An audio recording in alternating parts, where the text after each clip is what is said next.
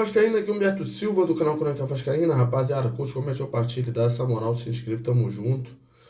É o seguinte, rapaziada, eu vim bater um papo com vocês, falar um pouco sobre o Vasco, falar um pouquinho sobre a coletiva aí, fazer um react da coletiva do Diniz após a partida contra o Juventude. Perdeu feio de 2-0. O Verratti engessou o Coutinho e o Nuno Moreira. Nós tínhamos mais ou menos uma ideia que isso poderia acontecer, porém, após a saída dele forçada, né, por suspensão, nós tivemos certeza que o Vasco fica muito limitado quando joga com o Verratti, né, já que ele só consegue jogar com bola aérea. Com o sistema do Diniz, muitas partidas a gente sente, pelo menos eu, sinto que ele fica como um peixe fora d'água. Apesar de ter dado certo em alguns momentos, ter saído alguns gols, ele ter conseguido aí finalizar, convertendo aí para gol, a gente até entende, a gente sabe que ele é o artilheiro, né, do Brasil, do mundo, só está atrás do Messi, porém está custando caro a permanência dele, né? Porque é mais importante os 3 pontos do que o Verratti. Não quero agora jogar qualquer situação, tudo que acontecer em cima do Verratti, né? Longe disso. A gente só quer que o Vasco consiga ganhar as partidas, né? Melhorar na tabela. Então a gente só quer uma resposta, só quer uma solução para isso. Então a gente fica em busca disso e até a gente encontrar, a gente fica levantando as possibilidades. A gente não quer ser injusto com um jogador ou outro, mas a gente observa que são muitos erros individual e eles ficam fazendo um rodízio, né? Ora é o Piton, ora o Hugo Moura, né? O Verratti, né? Contra o Inter ele falhou, contra o Fluminense, se eu não me engano, também. Então, a gente tem que ir sanando esses problemas aí, porque errar é humano, mas errar praticamente toda a partida, né? Porque no jogo de ontem bastava o Vasco não errar, que já conseguiria pelo menos um pontinho ali. Agora, no início da partida, você já ficar atrás no marcador, o time adversário já consegue jogar de uma outra forma, segurando, amarrando o jogo, esperando o momento certo para meter um contra-ataque, sabe que o outro time vai ter que sair, vai ter que se expor mais para buscar o resultado, então fica mais cômodo para o time que está vencendo, né? Isso é óbvio, isso sempre foi assim. Então, logo no início da partida, uma falha do Piton ali, um erro individual que vira e mexe, ele erra, já comprometeu todo o resultado e o Vasco com o Verratti não tem força para virar as partidas. Se eu não me engano, só foi contra o Santos que a gente conseguiu uma virada na primeira rodada e dentro de São Januário e com o Santos capenga, né? Então fica difícil, fica difícil. Eu acho que jogadas como essa, né, aquela expulsão do João Vitor que já foi embora, então boa sorte para ele, que ele segue a vida dele, o Vasco siga a do Vasco. Lances como esse, do Piton, o jogador deveria ser multado, porque não é possível, 25 anos, né? Ele é profissional já há vários anos, não é possível, sabe? Iniciar a partida menos de um minuto, o jogador meter a mão na bola, esticar o braço, sabe que vai ser pênalti, sabe que vai ser marcado, tem o bandeirinha, tem o árbitro, tem o VAR, sabe ainda mais contra o Vasco, sabe que vai ser marcado, compromete a partida inteira. O elenco viaja, tem o seu gasto, tem também a situação esportiva aí que aí o Vasco perde esses 3 pontos aí, fica no prejuízo, com risco de cair para a Série B, compromete todo um elenco, toda uma instituição em si. Eu acho que o jogador, nesses casos, teria que ser multado tá? E pegar até um banco aí de uma, duas partidas, sabe? Acho que deveria ter uma punição até mesmo para servir como exemplo, mas essa é a minha forma de enxergar a situação. Coloque a opinião de vocês aí, é importantíssimo. E o canal é para isso, é de torcedor, é para a gente trocar uma ideia mesmo, cada um ter sua opinião, e a gente se respeita e a gente trocando a ideia aqui, a gente chega num denominador comum, a gente encontra o meio termo, e é bom a gente ter esse bate-papo, essa trocação de ideia aí, porque uma hora ou outra, a diretoria, enfim, alguém veja e talvez sirva como luz aí para esclarecer a mente de muitos aí, porque é complicado demais.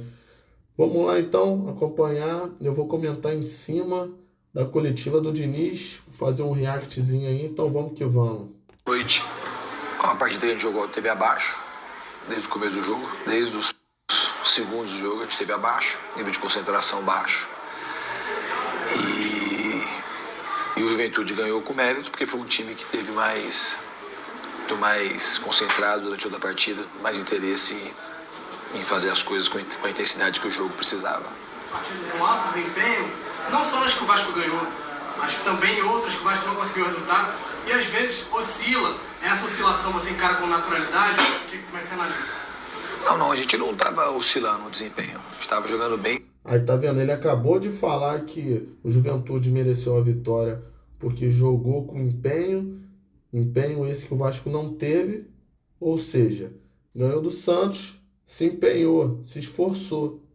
Perdeu para o Juventude porque não se empenhou, não se esforçou. Ele acabou de falar isso aí, que o Juventude mereceu a vitória por conta do empenho, da força de vontade. Aí o repórter pergunta, e aí como você encara essa oscilação? Ele diz que não tem oscilação, que jogou bem contra o Mirassol, contra o Inter, contra o Grêmio. O próprio repórter falou, às vezes, essa oscilação acontece, às vezes acontece essa situação aí, como é que você enxerga? E a gente comenta aqui várias vezes sobre essa oscilação. O Vasco joga muito bem o primeiro tempo, o segundo tempo some, cai o rendimento. Às vezes é a partida, uma partida joga bem, outra partida joga ruim. Como o São Paulo jogou bem quando o São Paulo ganhou, a partida na sequência perdeu, tomou uma goleada para o Independente. Enfim, partidas fáceis e não venceu. Isso é uma oscilação. E aí ele diz isso, o repórter faz a pergunta em cima da situação que ele colocou, depois ele diz que não tem oscilação. Quase que constantemente. Hoje a gente jogou mal. A gente não jogou, a gente teve desempenho baixo e resultado de derrota merecida. Que não era o que estava acontecendo nem contra o Mirassol, nem contra o Grêmio, nem contra o Inter, nem contra o CSA lá. Então hoje a gente não teve produção como a gente vinha tendo. Obviamente, ganhar de 6-0, você tem que saber ganhar de 6-0. Tá vendo? Contra o CSA lá, o CSA teve chance de abrir o placar.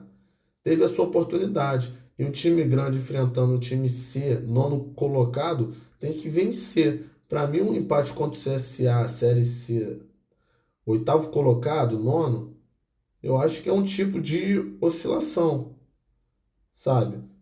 Não significa só que oscilação só quando perde. Quando empata também. Empatou jogando mal, né? Criou, mas não levou tanto perigo, né? Igual assim contra o Juventude, teve mais finalizações, mais posse de bola, mas o Juventude esteve mais perto de fazer o terceiro do que o Vasco de fazer o primeiro. Saber que o jogo 6-0 ficou no domingo, não é? Hoje não tem nada a ver com o jogo do Santos. Então a gente preparou, alertou, mas o time não correspondeu e a gente mereceu perder e o Juventude mereceu ganhar. Diniz, Pedro Machado aqui, canal Sou Vascaíno. Ficou claro que o Vasco joga melhor para a associação. Por que essa assistência com o Verratti? Na questão de insistência, o Verratti ele fez ótimas partidas, ele é o artilheiro do time, inclusive comigo, não é só antes de eu chegar que ele fez os gols. Então, e hoje não dá pra gente colocar a culpa no Verratti. O time teve todo abaixo. Tem a ver o Verratti com o primeiro e o segundo gol, por exemplo. É outro time. O elenco esteve todo abaixo, sim, mas talvez seja devido a presença do Verratti ali, porque todo um sistema fica comprometido, já que depende de todos. Às vezes Um jogador compromete o sistema todo. Isso pode acontecer. Eu não estou falando aqui que é por isso. Eu estou falando que pode ser, né? O jogador entra contrariado, mas não vai falar isso. Para o técnico, não vai falar isso. É porque é um colega de trabalho.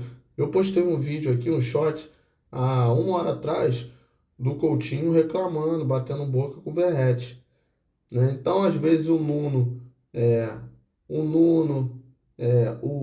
Coutinho, até mesmo o Piton, às vezes, pode notar isso, mas não vai pedir para o técnico tirar o Verratti. O técnico tem que ver isso.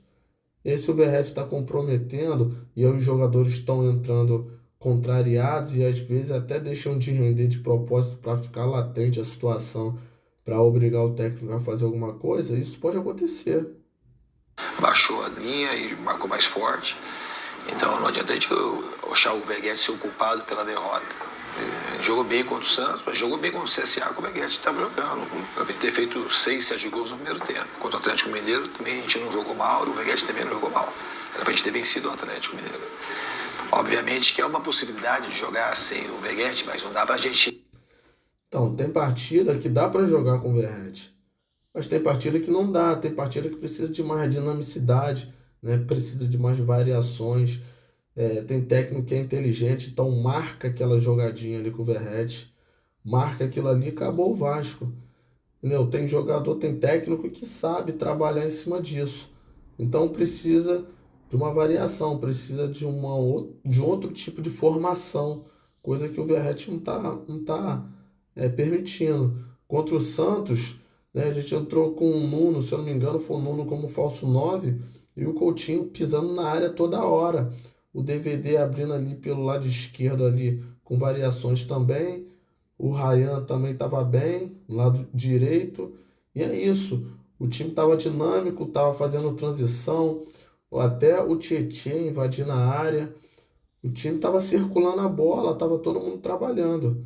E às vezes o Verratti, em certas partidas, acaba engessando isso. Isso não acontece. Ele às vezes não sabe correr, não sabe a direção exata, o tempo exato, não sabe dominar, fazer um pivô, fazer um 2, uma tabela, tocar a bola às vezes 5 metros, ele não consegue. Então isso a gente sabe que ele sempre foi caneludo, porém agora está ficando mais visível porque chegou aos 37 anos, né? Foi bom enquanto durou, porém agora ele está mais velho, talvez está mais difícil de ser esse cooperativo, esse jogador que ele era, essa coisa de a gente perceber que ele fazia diferença e tal. Ele continua sendo um jogador com força de vontade, porém é mais velho, né? Ele está mais velho. A gente sabia que uma hora ou outra isso ia acontecer. E, além disso, vamos deixar essa situação de lado. Vamos agora pensar de uma outra forma. O jogador tem altos e baixos. Se o jogador está no momento ruim, ele pode pegar um banco. Enfim, eu não quero ficar batendo nessa mesma tecla falando que os problemas do Vasco em cima do Verratti, até porque nunca foi, né? A gente nunca levantou essa questão. Mas a gente fica um pouco incomodado porque vê um time que consegue produzir 6 gols contra um time. E aí contra a pior zaga do campeonato, com 8 desfalques, com um meio campo de 44 anos, a gente não consegue produzir. Então a gente fica incomodado, a gente fica procurando respostas, né? Analisar de uma maneira linear e achar que o Verratti não pode jogar, titular no time do Vasco, muito pelo contrário. Diniz, até em relação ao Juventude, a gente tem bons números contra o Juventude aqui no Troféu de Acolhe, né? Mas muitos que enfrentam o Juventude comentam que é muito difícil jogar aqui e parece que o Juventude está conseguindo recuperar. Como é que tu tentou buscar esse fator para anular o Juventude e ao mesmo tempo aonde tu viu dificuldade em conseguir, tu falou sobre os jogadores, mas em relação ao adversário, o que foi mais difícil se adequar? Eu acho que o que determinou muito o andamento do jogo foi o gol logo com 20 segundos, a gente cedeu o pênalti que a gente não podia ter cedido, muito fácil de evitar, né? Mão aberta na área. E logo depois que a gente estava melhor no jogo, que a gente estava dominando as ações, a gente teve mais posse, estava chegando e no andamento natural seria a gente até buscar o empate. A gente tomou o segundo gol, num tiro de meta, o jogo não teve surpresa para nós, de maneira nenhuma. Juventude jogou assim, o maior armador do Juventude foi o Jandrei, foi o jogador que mais acho que participou do início das construções ofensivas. Esticaram muita bola e... É isso. Ele comentou que o Jandrei, né, foi um dos melhores em campo aí, participativo e tal, que mais trabalhou. Tem que parar com esse papinho gostoso de mais posse de bola, mais finalização. Irmão, pode jogar feio, mas ganhou de 1-0, conquistou os 3 pontos. É isso que a gente quer. É isso. Foi com esse papinho gostoso aí de finalização que o time criou, que isso, que aquilo. Não cola. Finalização não ganha partida. Finalização não ganha campeonato. Não vai livrar a gente da zona do rebaixamento. Tá criando legal? Pô, beleza, show de bola. A gente fica feliz aí que o time tá sendo versátil, mas até certo ponto, porque quando chega no último terço não está conseguindo ter um melhor acabamento para converter em gol. Então não adianta, então tem que ver o que está de errado. O que é? O Verratti está perdendo gol, está perdendo muito gol, como é que é essa situação? A gente quer saber o que está acontecendo, porque não dá também para o Diniz terminar a partida com um lateral na zaga, o Vitor Luiz, que não está prestando nem para lateral, eles não estão usando nem para lateral, e do nada ele saca o Vitor Luiz para botar na zaga. A gente termina a partida. Os 2 zagueiros eram um volante e um lateral. Aí bota o Pumito como lateral que marca mal, o Piton marca mal, acabou. É complicado. Aí bota o Thiago Mendes, que fraquíssimo até agora. Era bom, foi bom. Enfim, passado bacana. Tá, beleza. Mas agora tá mais velho. Ainda perdeu 2 anos num futebol fraco. Já teve lesionado. Em 2 anos jogou um pouco mais de 20 partidas. Aí tudo isso somado, dá nisso aí, ó. 2-0 Juventude. Penúltimo do campeonato, com a zaga mais vazada e com 8 desfalques, com um meio campo de 44 anos. E o Vasco perde. Dá nisso, tudo isso somado dá nisso aí. Uma dessas que eles esticaram, eles ganharam a segunda bola e a gente não fez as coberturas de maneira... Não disputamos. Aí uma dessas que eles esticaram, eles ganharam a segunda bola. Foi o quê? Em cima do Lucas Freitas, que é fraquíssimo. Não tem que vestir a camisa do Vasco. Caiu, foi bizarro, sabe? Foi dar um corte lá, se atrapalhou com a própria perna, caiu, enfim, é difícil até de explicar. Não é. Agora, é difícil colocar o Gustavo, né, e encontrar um outro zagueiro bacana aí para botar ali. É difícil colocar zagueiro de origem. É difícil fazer isso. Pô, complicado demais, cara. 3 janelas do Pedrinho que não consegue contratar um zagueiro. É difícil. Aí vem o Diniz, né? Professor Pardal aí, gosta de inventar a beça. Aí bota lateral na zaga, volante na zaga. Aí bota lá lateral de volante, enfim. Bota o ponta direita no ponto. Ele embola tudo, faz uma salada mista ali. E é isso, tá inventando muito. Tá inventando muito. Perdemos a segunda bola e a gente não soube se proteger para evitar o segundo gol. Foi isso que aconteceu no jogo. Mas assim, a preparação aqui, eu tentei fazer o melhor possível, porque aqui é difícil jogar mesmo. Todo mundo sabe que é difícil jogar aqui. Mas acho que o gol muito precoce que a gente tomou, ele determinou muito o andamento do jogo. O Juventude ficou mais confortável para ficar só se defendendo e especulando contra-ataque. Como tu tens visto essa parte de baixo, porque tem muitas equipes próximas, equipes reagindo na competição também, essa zona da parte baixa, essa zona da confusão ali que eles denominam, como tu tem visto e até como que o Vasco encara essa região do campeonato? A gente encara do jeito que tem que encarar, cada jogo como se fosse uma final. Hoje a gente deixou de encarar o jogo como se fosse uma final. Então a gente precisa saber que a gente tá numa... Falou que deixou de encarar o jogo como se fosse uma final. Por quê? A gente precisa saber o porquê que joga bem contra o São Paulo, contra o Santos, contra o Inter, até contra aí o Mirassol. A gente joga bem. E aí joga mal contra Porto Cabejo, Independência Del Valle, Juventude. Cara, a gente perde muito ponto bobo, muita coisa boba. Tá pecando muito. A gente precisa saber por que o time oscila tanto assim. A gente fica procurando explicação. Situação muito delicada na tabela e que a gente não tem o luxo de poder diminuir o ritmo e a intensidade sob hipótese alguma em nenhum jogo e em qualquer estádio. Então, que sirva de lição. Então, terminou aí a coletiva. Foi isso aí. Então vou finalizar falando o seguinte.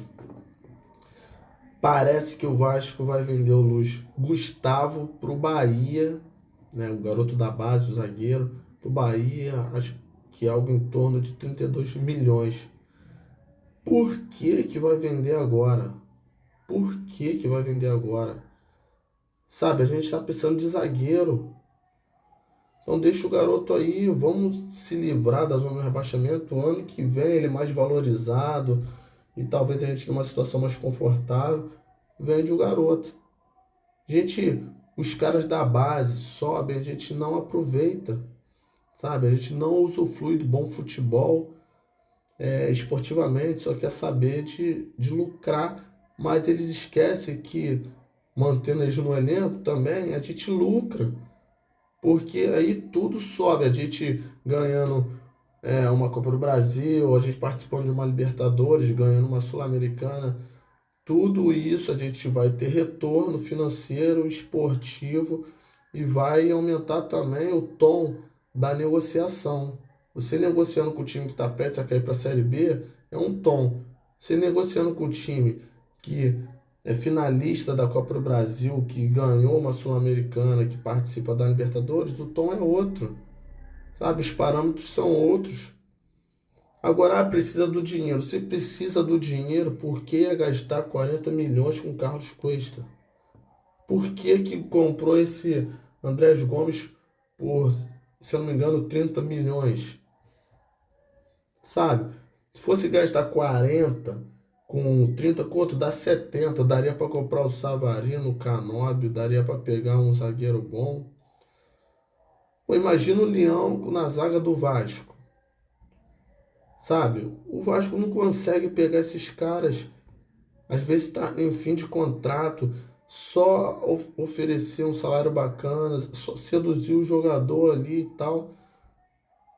Mas não traz, perde zagueiro para todo mundo. Perdeu o André Ramalho pro Corinthians, o Leão pro Atlético Mineiro, que não estava nem pagando salário, né? Que está em crise a SAF lá. Mas enfim, todo mundo consegue se arrumar, menos o Vasco. Perdeu o Tolói, né? E Hermina agora nem pensar. O Balbuena, dizem que não era o perfil do Vasco, tá lá no Grêmio, já fez até gol. O perfil do Vasco é esse aí: Lucas Oliveira, Lucas Freitas, Maurício Lemos, que vive machucado, que não joga, que era banco, estava nem relacionado, era às vezes lá no Atlético Mineiro, encostado mais de um ano. Esse que é o perfil. Eles se esforçam para gastar dinheiro à toa, joga dinheiro no lixo. Impressionante. Mas é isso, rapaziada. Esse foi o react aí com Fernando Diniz aí, a coletiva pós-jogo aí, Juventude 2, Vasco 0. Dá essa moral, o canal tá com a meta aí de 1000 inscritos, beleza? Então, se inscreva, comente aí com o pessoal, compartilhe, valeu? Dá aquela hypada. E eu agradeço a todo mundo que tá acompanhando o canal, que sempre tá assistindo os vídeos aí.